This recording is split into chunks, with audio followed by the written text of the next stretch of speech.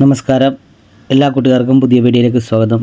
ഇനിയും നമ്മുടെ channel subscribe ചെയ്യാത്ത കൂട്ടുകാരൊക്കെ ഉണ്ടെങ്കിൽ ചാനൽ സബ്സ്ക്രൈബ് ചെയ്ത് വീഡിയോ ഇഷ്ടപ്പെട്ടാൽ ലൈക്കും കമൻറ്റും ചെയ്യാൻ മറക്കരുത്. അപ്പോൾ നമുക്ക് വീഡിയോയിലേക്ക് കിടക്കാം. ക്ഷേത്ര പ്രദക്ഷിണം വലതുവശത്തു കൂടിയോ ഇടതുവശത്തു കൂടിയോ നടത്തേണ്ടത്. ദേവൻ്റെ വലതു ഭാഗത്തേക്ക് ആദ്യം പോകുന്ന തരത്തിലുള്ള ഒരു വർത്തുള ചലനമാണ് പ്രദക്ഷിണം. പ്രദക്ഷിണം എന്ന വാക്കിൻ്റെ ഓരോ അക്ഷരത്തിലും പ്രത്യേക അർത്ഥമുണ്ട്. പ്ര എന്ന ശബ്ദം എല്ലാ ഭാഗത്തേക്കും ദ്വിതീകരിച്ച് മനസ്സിനെ ശാന്തി ഉണ്ടാക്കുന്നു.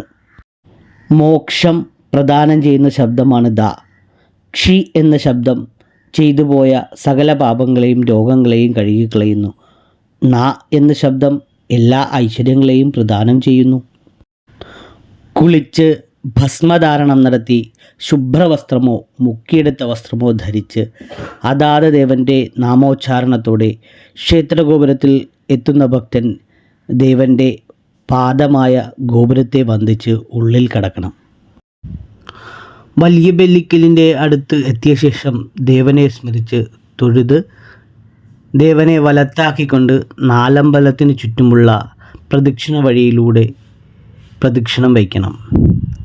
ഇങ്ങനെ പ്രദക്ഷിണം വയ്ക്കുന്നത് കൊണ്ട് പ്രധാന ശ്രീകോവിലിന്, അതായത് പ്രധാന ദേവന് പ്രദക്ഷിണം വയ്ക്കുന്നതിൻ്റെ 3 ഇരട്ടി ഫലം കിട്ടുന്നതാണ്.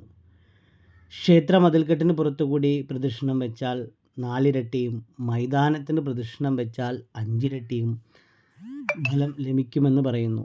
ക്ഷേത്രം സ്ഥിതി ചെയ്യുന്ന ഗ്രാമത്തിന് പ്രദക്ഷിണം വെച്ചാലും 100 ഇരട്ടി ഫലം കിട്ടുമെന്നും പറയുന്നു. പുറത്തെ പ്രദക്ഷിണം കഴിഞ്ഞ് വലിയ ബലിക്കലിൻ്റെ ഇടതുവശത്ത് വന്ന് തൊഴുതു വേണം നാലമ്പലത്തിനുള്ളിലേക്ക് പ്രവേശിക്കുവാൻ. പ്രദക്ഷിണം ചെയ്യേണ്ടുന്നത് എങ്ങനെ? പദാനുപദം വെച്ച് ഓരോ കാലടി ചേർത്ത് വെച്ച് നീളം അളക്കുന്നത് പോലെ പ്രദക്ഷിണം ചെയ്യുക. കൈകൾ ചലിപ്പിക്കാതെ ഒരു താമരമുട്ട് പോലെ മാറോട് ചേർത്ത് തൊഴുതു പിടിച്ചു വേണം പ്രദക്ഷിണം ചെയ്യാൻ.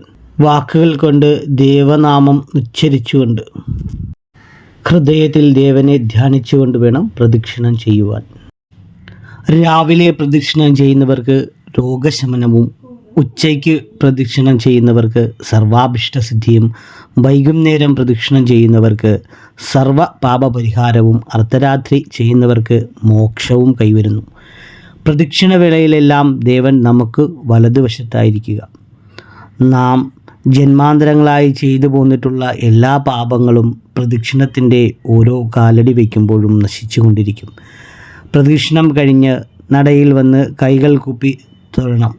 നടയ്ക്ക് നേരെ നിൽക്കാതെ ഇടത്തോ വലത്തോ ചേർന്ന് ഏതാണ്ട് 30 ഡിഗ്രി ചരിഞ്ഞു നിന്ന് വേണം ദേവനെ തൊഴുവാൻ.